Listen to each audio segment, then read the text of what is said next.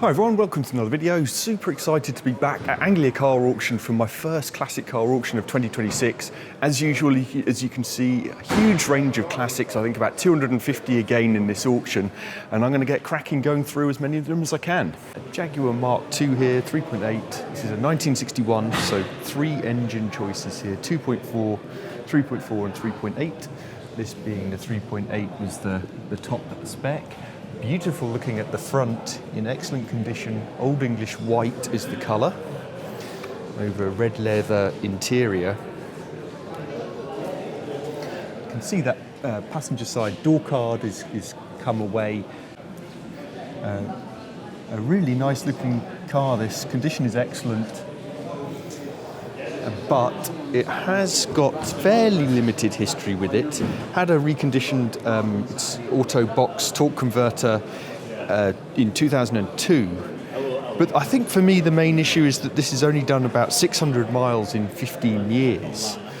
So I think with that comes some added risk, potentially needing some recommissioning. But the guide price isn't too bad at £16,000 to £18,000 for a pretty good looking Mark II 3.8. Some slight hint of rust along there, but really a pretty good looking car. Just having a quick look at this Jaguar E-Type, obviously a Series 1, it's a 4.2, 2+2. It's a left-hand drive car from Colorado, came from Colorado in 2014. And with its current owner since 2015, described as probably needing some recommissioning, as it's not really been used since 2015, or barely. And the paintwork is okay. There's a few imperfections all around, particularly actually on the bonnet. But it's also the fact of how much recommissioning it may need, I suppose, that means this is a really low guide price for a Series 1 E-Type, £22,000 to £26,000. I don't know if the imperfections on the bonnet will come out too well. But you know, for that money, I don't think it's too bad. I'm sure a few years ago you'd struggle to have got a shell for that kind of money almost. So a couple of things that will also affect the price here. Of course, it's left-hand drive. And it's an automatic as well. It's slightly untidy in here, but nothing bad. And for that kind of money, I mean, I think people would have laughed at you if you said you could get a car like this for that kind of money a few years ago.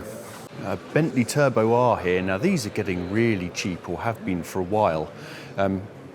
In part because they just can be so expensive to repair. So this one actually guided fairly high for one of these in recent times, £12,000 to £15,000. But actually, I don't think that's bad value. This one is in excellent condition. It's only 50-odd thousand miles. You know, these are often well over 100,000 now. And it has an amazing service history. It has an unbelievable 32 service records in the book. I mean, it's pretty rare to find any car with that. So I think this is probably, one of the better ones you're going to find. It looks in very good condition. Paintwork's excellent. It does say that the cruise control is not working very well, but there's no other faults. Paintwork is really excellent, actually. 6.75 turbo engine, of course. V8, the famous Bentley Rolls-Royce engine, and inside looks really excellent actually. 4-speed auto. Yeah, this is probably one of the best turbo Rs I've seen for a very long time, and I would say well worth at least the bottom end of that guide price. So I almost passed this MGB by because they're kind of ubiquitous at auctions. Looks in absolutely fantastic condition, and reading about it, that is because it has had tens of thousands of pounds spent on it, on a full restoration. So, yeah, probably one of the best ones you're going to see. You can tell the quality of the paintwork on there looks absolutely excellent. I mean, given what it's had spent on it, you'd expect it to be pretty much perfect. And it is. Yeah, I mean, this is excellent, excellent car. This is a 1973, obviously we've got chrome bumper, pre-rubber bumper, and guide price at £20,000 to £22,000. I mean, given this has had many tens of £1,000s spent on it, it looks actually like a good buy. But what is the upper limit for an MGB? You know, it's like there was a midget recently that was unused, basically, pretty much a new car. I think the price on that was £25,000, but it didn't sell. Now, obviously a different car. I'm just saying that there's probably an upper limit to this type of car. So here's a car I absolutely love, Lancia Delta Integrale, of course, HF, 1990 car, this one. And I wish I'd bought one years ago when I was hankering after them, and they were much, much cheaper. This looks lovely in yellow, I think. Not many cars can get away with that. I did £40,000 to £45,000, and I think, you know, these are fetching good money because the Evoluciones are now so expensive, you know, 100 grand plus kind of money, that people are now coming to these. So apparently this was bought in 2019, at which point it had a full bare metal rebuild and respray. Engine and gearbox were rebuilt, new carpets, seats retrimmed, headlining done. So this has had a lot spent on it. Apparently only 5,000 kilometres since all of that work. I mean, that paintwork still looks very good. I can't see any real issues with it. And inside, you know, this is really in excellent condition. Such a legendary rally car. I was growing up in my teens, I suppose, when I saw these rallying, so I have a real soft spot for them. You know, all-wheel drive, just over 200 horsepower, I think, at this point. So, you know, really quick, and still quick in today's money as well. I reckon this will easily make that guide price. Here's a 1973 Corvette Stingray. So C3, this is came from the US, so it's left-hand drive in 2016. You can see quite a lot of condensation on that window. I'm not sure if that's indicative of any leak. Looks in fairly good condition. The main issue with this car is extensive micro blistering all over the front. Absolutely covered in it. Not sure how well it will come out. But yeah, it's everywhere. Apparently it's had a lot of upgraded parts engine-wise when it came in. A new automatic transmission. So clearly had some money spent on it. Yeah, that micro blistering continues. And on the roof, the paintwork doesn't look too hot, but I thought an incredibly cheap guide price, really, for one of these, £10,000 to £12,000. I mean, that is about as cheap as you're going to find one, I think. It's the small block V8, 5.7 litre V8, and I have no doubt that's going to sell at that kind of money. Only one UK keeper, not clear quite how much it's been used, so I don't know what it might need spending on it. Interesting little car here. Don't see that many of these, given how many were produced. I think a couple of million of these. Well, the normal Dauphines. This is a 1966 Renault Dauphine. Some damage here. Apparently resprayed in this lovely bright green in 2018. But this is a Gordini version, and I think they still ran, was it 850cc engine? I think the standard one under 40 horsepower, 35 horsepower or something. This one about 45, I believe, in the Gordini. Rear engine, rear wheel drive car. And obviously kind of compact, efficient little cars these were meant to be. And, you know, this has no paperwork with it, but in really pretty good condition. Certainly very bright, but I really like this, you know. I think this also had a 5-speed box over the original 4-speed. Look at that condition in here. Okay, it's hideously green, and that may put some people off. But a guide price of £4,000 to £6,000 sounds excellent value to me. Just pointing out these two Ferraris, which I'm not going to look around properly, but they're barn find. So we've got a 328 GTB here with less than 900 miles on it, but it's in barn find condition. So, you know, really needs full recommissioning. Who knows how much that costs, but it's no reserve. And here's an F355, also barn find condition, and on the face of it looking much worse condition. It's got an F1 box, so the early iteration of the F1 box, and again no reserve. So potentially bargains here, but unknown costs, I would say, to put back on the road. Just to pause on these two Ferraris, I was amazed at the prices of these actually. I say amazed, actually I wasn't that surprised, because before the auction I could see the prices going up, £50,000 already the day before the auction, I think. So the 328 GTB, 900 miles, sold for £124,000. Seems ludicrously high to me in some senses, because yes, it's a very low mileage Ferrari 328, going to be worth quite a lot, but it could probably will need tens of thousands spending on that.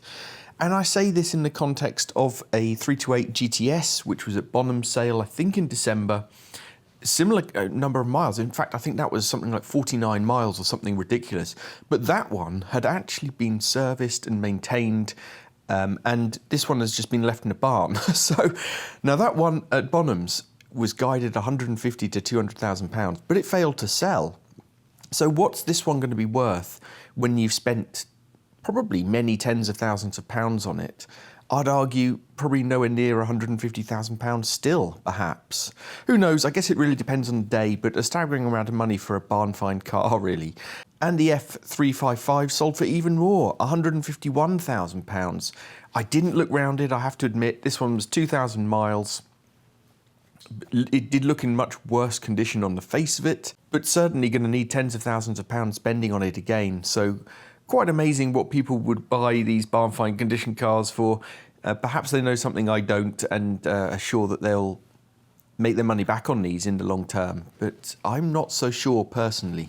So one of two Aston Martin Vantage V8s here. This is a 2005, so 4.3 naturally aspirated V8, 380 horsepower at this time, carbon front splitter,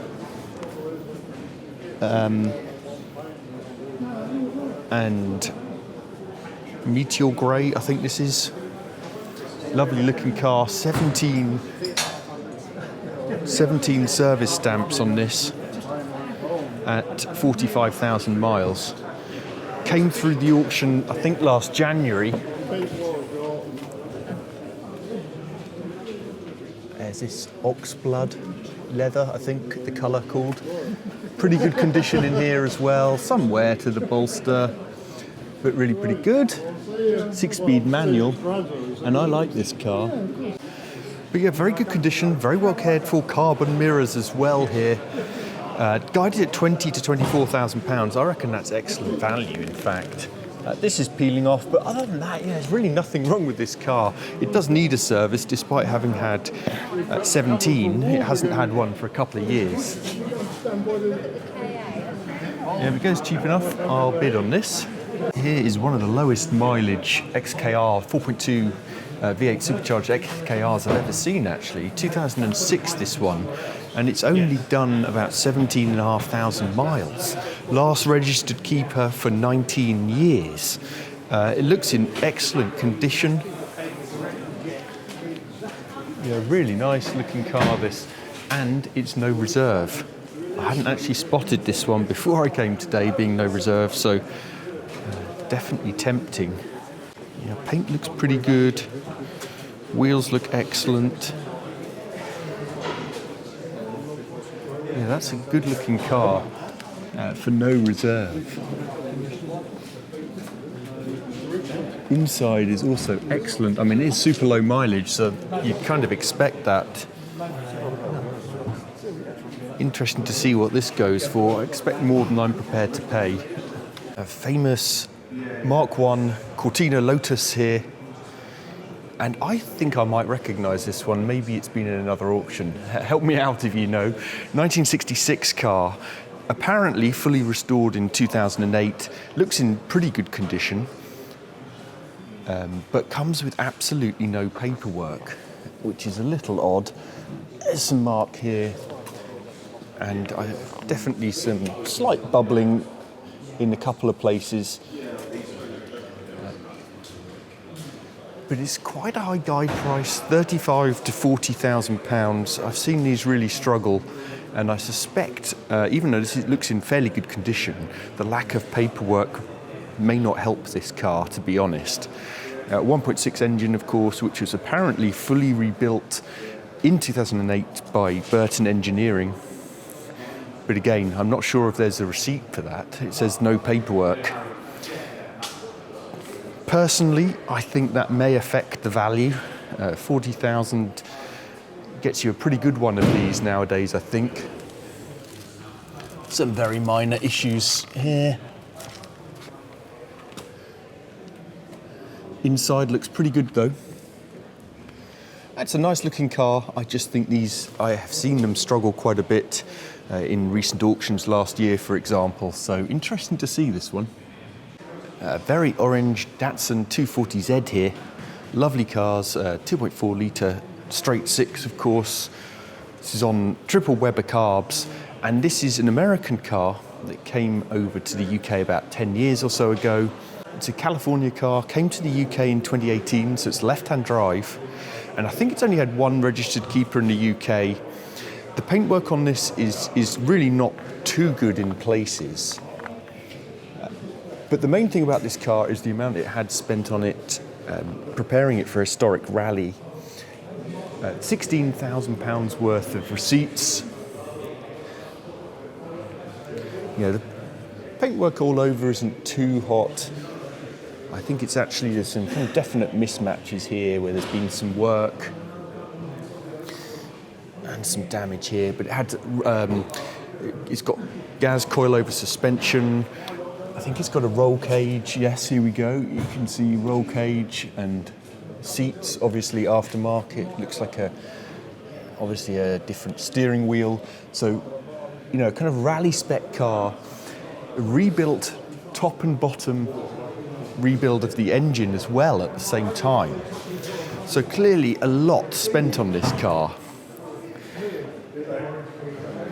But I think that paintwork is really going to hold it back from the guide price of £25,000 to £30,000.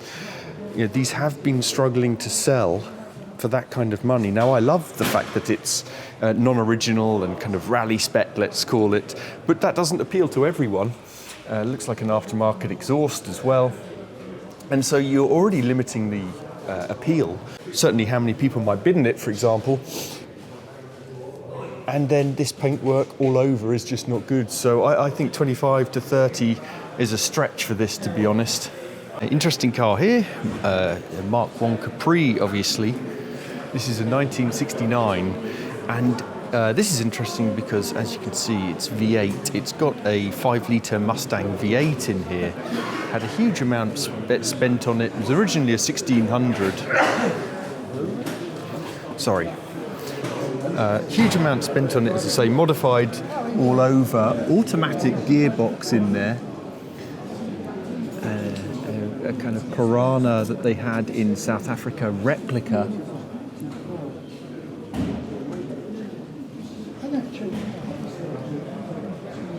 And I can't remember if I said, but £22,000 worth of bills for this work. A lovely looking car. And you can see the, what's that, 302 cubic inch V8. And guided at about £22,000, which, considering what it's had spent on it, doesn't seem terrible. We've got the obligatory Jaguar XJS here, of course. This is 1995, quite a late model, so it's the 4-litre straight 6 engine in here, and it's done about 100,000 miles. Convertible, obviously, looks in very good condition. It's guided, I would say, at the high end for one of these, £9,000 to £12,000, but it is in excellent condition. It apparently had a reconditioned gearbox fitted at about 93,000 miles. Has had relatively little use since then. Certainly one of the better looking XJS's I've seen at recent auctions. Can't see really any hint of rust that's so apparent on these often. And it looks pretty good in here as well. I'd be surprised if it makes top end of that. There is some wear on that driver's seat bolster. But as I say, certainly one of the better ones, and that guide price doesn't seem too far off. A 1985 Ford Sierra XR4i here. It's only just under 80,000 miles. Looks in reasonably good condition. There's a bit of a dent on the bonnet. Difficult to show dents on the camera, but it is there.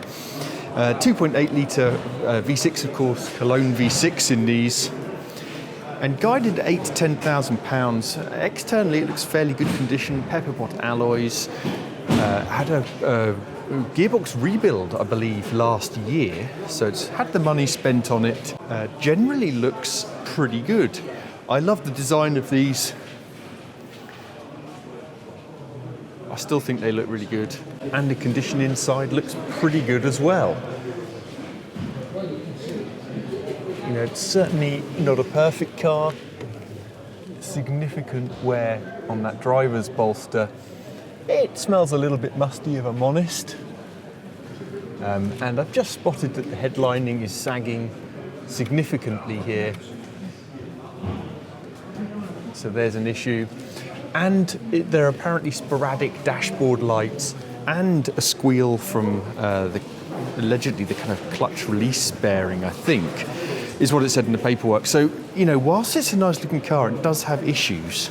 And I think the guide price of, what is this, 8,000 to 10,000 pounds is pretty strong and potentially unrealistic given those issues. A fairly rare Rover 75 here. It's a Connoisseur V8. So this is the one with the, was it 4.6, 4.7 litre V8 Mustang engine. It's an automatic. I believe these ran about 250 horsepower. Really old Q car, sleeper car this. Hi mate, sorry, go on. No, you're right. Real sleeper Q car this, with this V8. Not many people expect to see a Rover like this with a Mustang engine in. Only 2 keepers, as I said, and only about 24,000 miles. Paintwork looks excellent. Can't really see any significant blemishes, some marks on those wheels, but really very good condition. There is some issue here, the lining, and on the other door as well, door card. But these are really well spec'd, this version of the Rover 75. You know, multi-function steering wheel. I think they look really nice in here. And 12 services in the service book, guided 10,000 to 12,000 pounds. Another one, I think that's sensibly guided. Relatively rare car, low mileage, and I think that'll sell. Limited edition Ford Escort Cosworth here, RS Cosworth. This is the Monte Carlo, one of 200. And this one is quite modified as well. Particularly the engine, which has been tuned on a new block apparently, tuned to 375 horsepower. I think they call this Mallard Green. Of course, made to celebrate the Monte Carlo win. 1994 car. It says it's on a low number of miles, but then also shows an HPI report in, I think, 2002, when it showed 96,000 miles. So not quite clear to me what mileage this is. But one imagines well over 100,000 pounds, but of course had that full engine rebuild as well. A nice looking car, looks in pretty good condition, I have to say.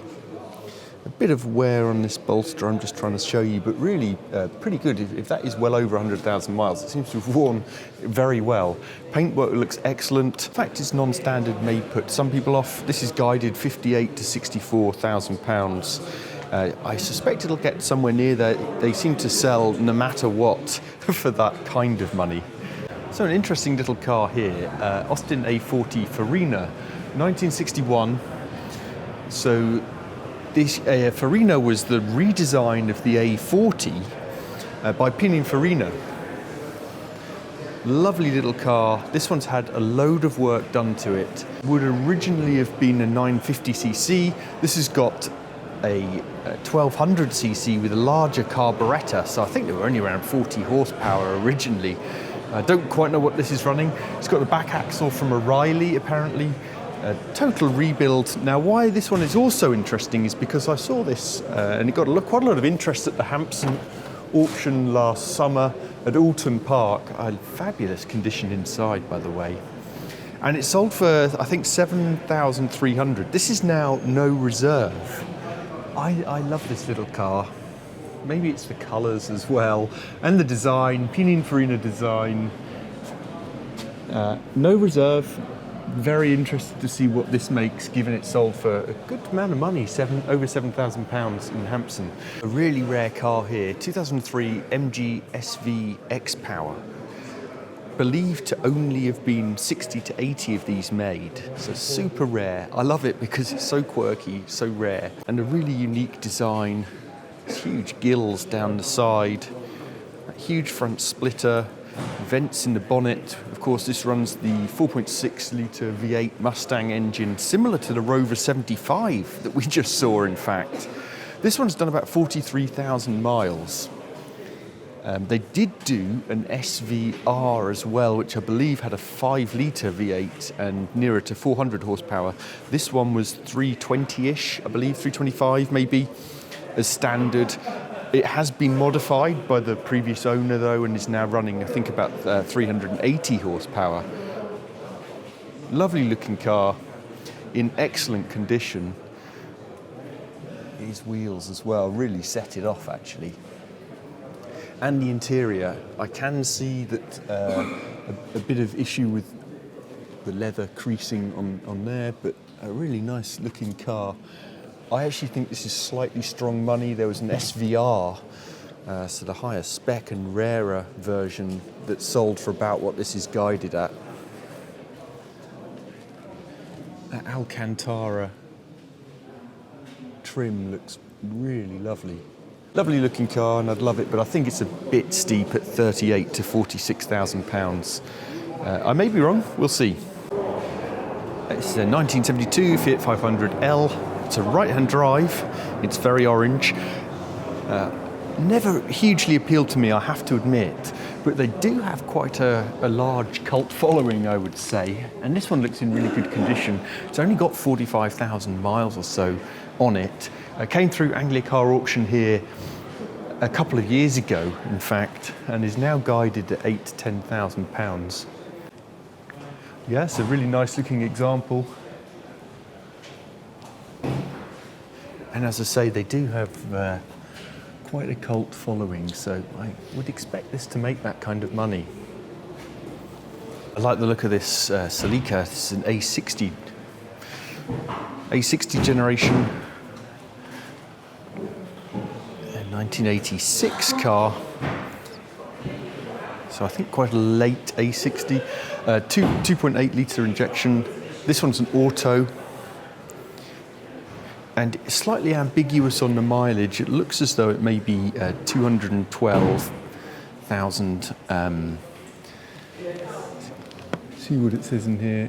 Yeah, it says 107 on here, but there wasn't apparently an MOT from 2011, or I think I read in the description that showed over 200,000 miles. I'm not sure if that is a typo and it's actually just 107 or not.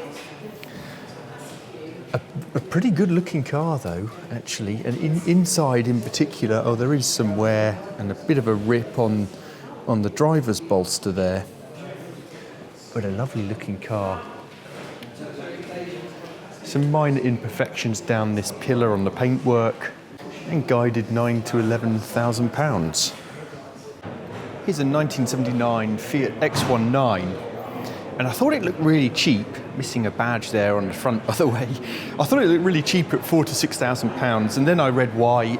It's because it's been off the road 20 years and needs full recommissioning, and clearly looking inside, a lot of work doing. So you can see the glass here and the door cards, no windows in this. As I say, not been driven for 20 years. And so actually, I think, these are fairly cheap and affordable now. 1.5 litre petrol, I think 5-speed manual in these. Good fun little cars, but they're pretty cheap. And I'm not sure that's going to get towards the top end of that, given how much work that clearly needs, and quite possibly extensive recommissioning, having been off the road for so long. Quick look at this 1968 Land Rover Series 2A. It's a 109-inch wheelbase that's undergone an extensive rebuild very recently, 24 to 25. Paint job looks excellent. It looks like a galvanised chassis under here.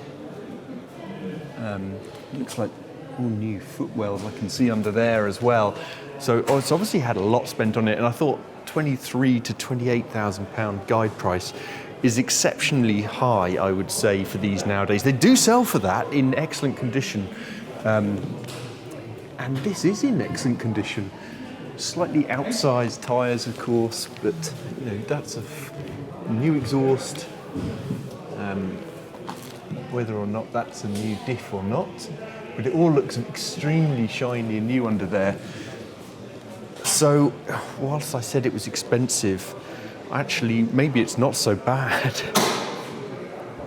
Whether or not this is the right auction to get that money, I'm not sure. There was one at the Iconic auction, quite a similar car actually. I think it was an 88-inch wheelbase though, and that made exceptionally good money. Still smells slightly of paint in here. Not sure the steering wheel looks right in here, just personal taste.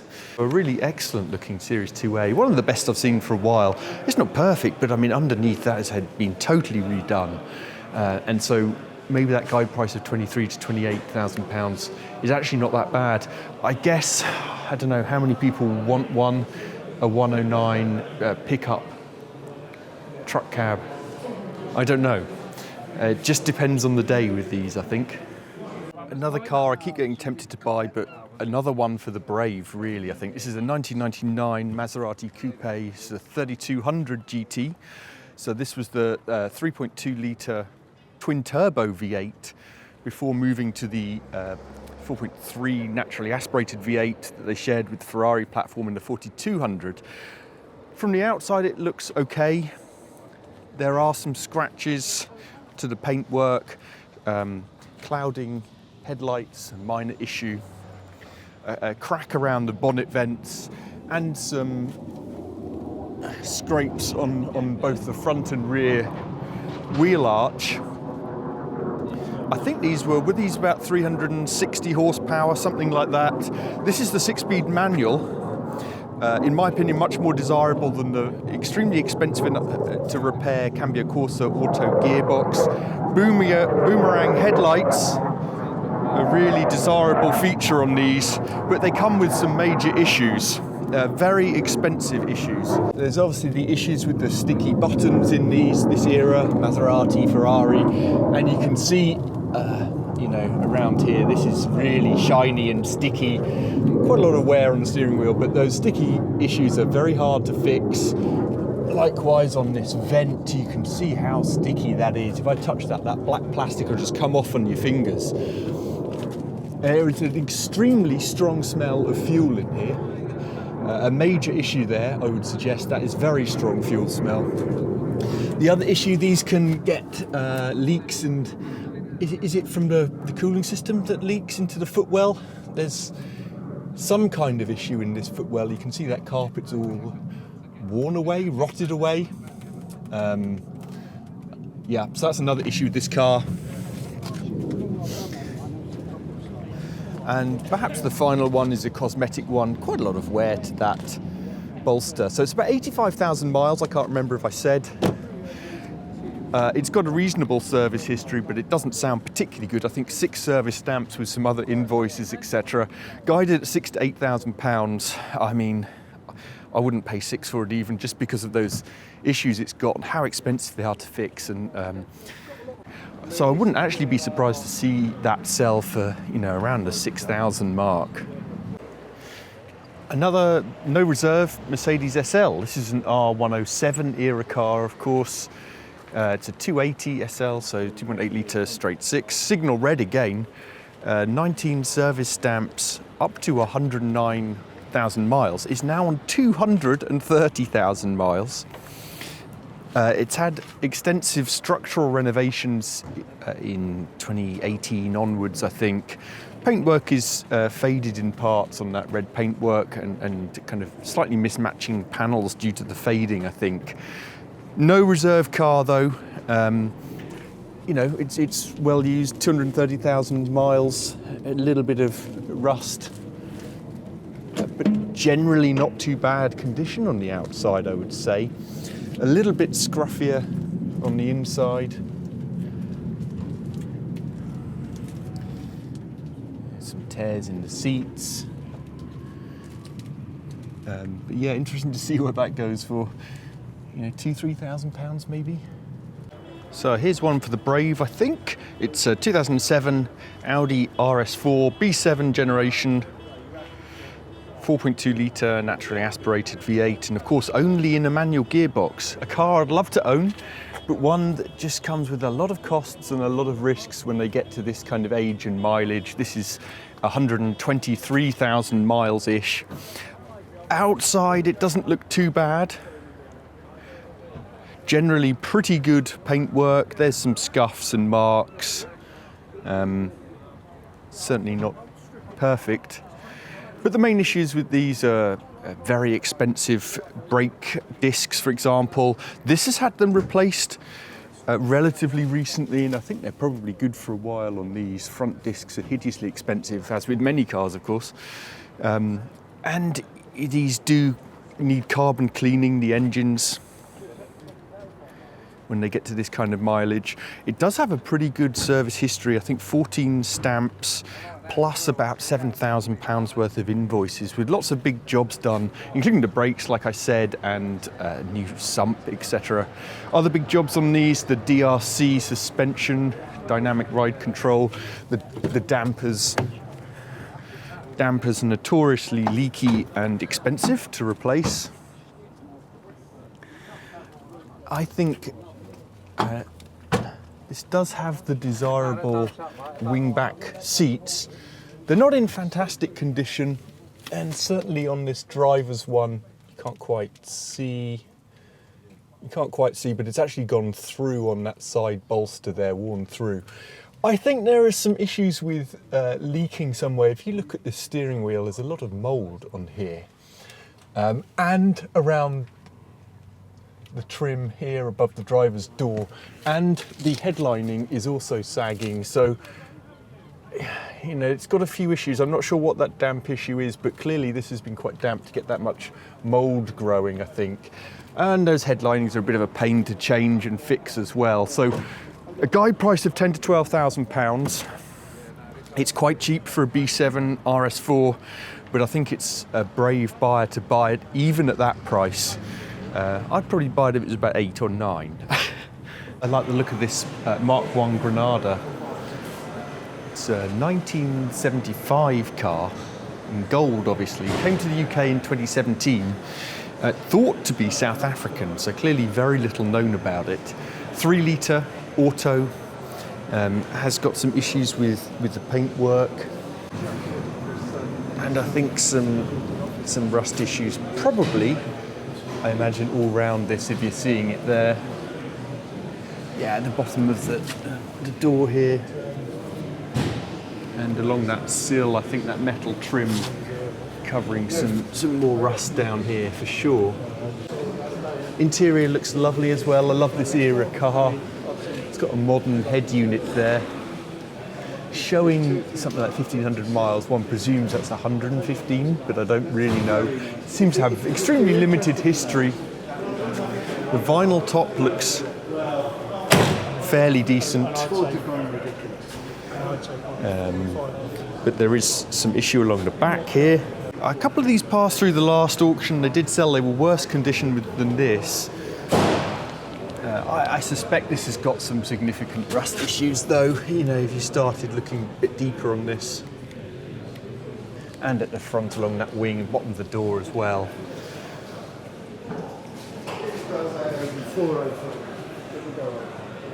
So yeah, I really like that, but £6,000 to £8,000. Doesn't seem too bad for one of these Mark Is, but clearly not top condition. 1980 Triumph Spitfire 1500 here. And this one's interesting. It's not in fantastic condition here. This bonnet has quite a few dents in it because it was off the road from 2006 until 2024. And then in 2024, came out of storage and had £8,000 spent on it, recommissioning it and getting it running. Now, you know, it's really not in particularly good condition. Dents and blistering to the paintwork. You can see on the back here how poor this paint is. Firstly, I would say I'm quite surprised anyone spent £8 on a Spitfire in this condition externally. But now it's guided at £2,500 to £3,000. So if you don't mind driving around in a bit of a scruffy car, you got something that's probably been quite well mechanically recommissioned, £8 worth of it, for not a lot of money. I think that seat is extremely wet under there. I think that's the reason for the plastic. So another great auction here with a huge selection and variety of cars. I think overall the sale rate was very good. Buy prices were pretty sensible and a very large majority of cars sold. There were a few surprises outside of those Ferraris, which I think made huge money for what they were. There were some that didn't sell actually that did surprise me a little. The Lancia Delta Integrale, for example, and the ESCORT RS Cosworth. I was quite surprised to see those not sell. They didn't seem particularly far off with those guide prices, and they cars that seem to sell almost no matter what. So that was quite interesting. Unfortunate that MG Midget didn't sell. That had, I heard, over £100,000 spent on it, which is just crazy for a midget. And I think it just goes back to what I said. There's an upper limit for these types of cars. You can spend as much as you want on them. It's not going to make them worth that much. You know, what's the most anyone's going to spend on a midget? Well, it seems like probably less than £20,000. I bid on quite a lot of cars here actually, so things like the very low mileage Jaguar XKR, the Aston Martin Vantage. I actually bid on the Austin A40 Farina. I bid on an R129 Mercedes. That'll probably feature in my next video. I didn't win anything. A lot of them were fairly speculative. And some of those cars, those older 129s you'll see in our next video, incredible that they made so much as money. That R107 Mercedes, I couldn't believe the price that made actually. 200-odd thousand miles. You know, I didn't seem to have a huge amount of service record over the last 100,000 miles. A bit scruffy inside. Seemed a lot of money to me, but there you go. Equally, quite surprised that there were quite a lot of people prepared to take the risk on what I saw as two of the riskiest cars there in terms of what they probably needed spending on them. The Maserati 3200 GT and the Audi RS4. So they made actually fairly decent money within the guide price. Anyway, really interesting again to see this. I think overall that auction did really well. Anglia had very strong sales, very sensibly guided, and a great selection of cars. So fantastic to be back in full swing auction season. Look forward to going to the next one. Thank you very much for watching, and I'll see you soon.